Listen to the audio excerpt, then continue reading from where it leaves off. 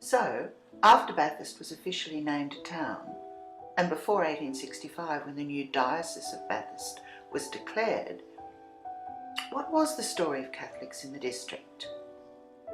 Most were convicts, imprisoned in the barracks before there was a jail or watchtower or courthouse built where Makati Park now stands. A number of convicts were also assigned to landowners in the district, and quite a few were already emancipated.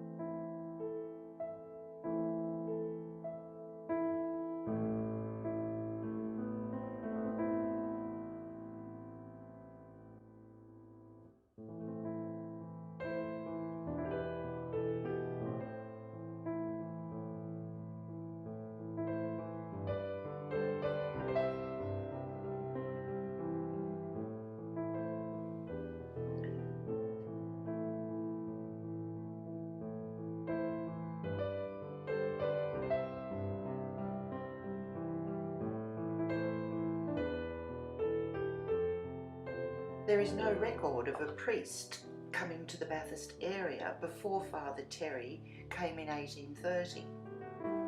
As well as the first recorded Catholic burials of the 9 convicts, the first Catholic baptisms were also recorded on this day.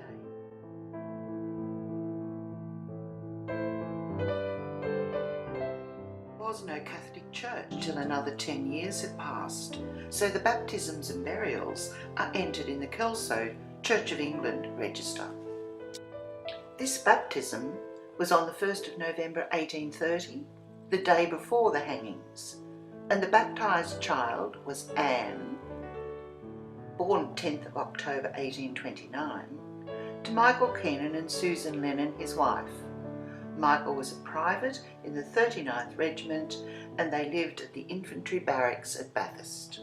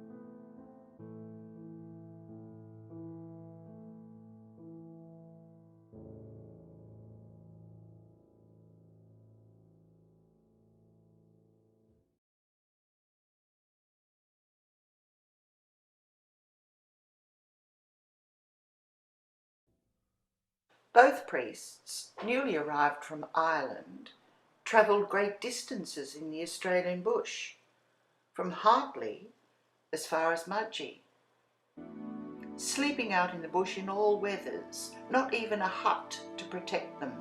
Often the only human beings they would meet in 24 hours were members of different native tribes, in wild, almost uninhabited country. And from Bathurst, Father O'Reilly travelled for up to 300 miles. And I quote him, "During my last journey, I was led to proceed on from one sheep or stock station to another until I found myself 350 miles from Bathurst."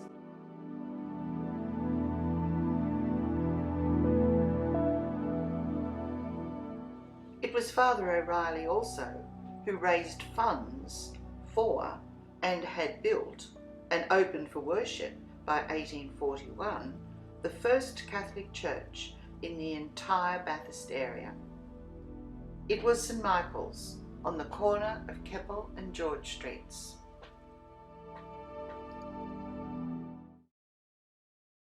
As the construction of the new churches at Hartley and Mudgee begins, Father John Grant, later Dean, is sent by Archbishop Holding in 1853 to take charge of Bathurst. The Dean builds a deanery in Keppel Street near St Michael's Church, where the main bishop's house eventually is sited. It is Grant's wish that Bathurst will one day become the centre of a new diocese, which is being discussed in Sydney. St Michael's future is threatened by subsidence problems, and Dean Grant sets himself the task of building a new church to be named St Michael and St John. Before Dean Grant sees his dream of a new diocese, a new bishop, and his church becoming a cathedral, he dies. He is buried in St Michael and St John's Cathedral. In 1865, within the boundaries of the newly proclaimed Diocese of Bathurst, there were 10 churches, 5 presbyteries and 6 schools.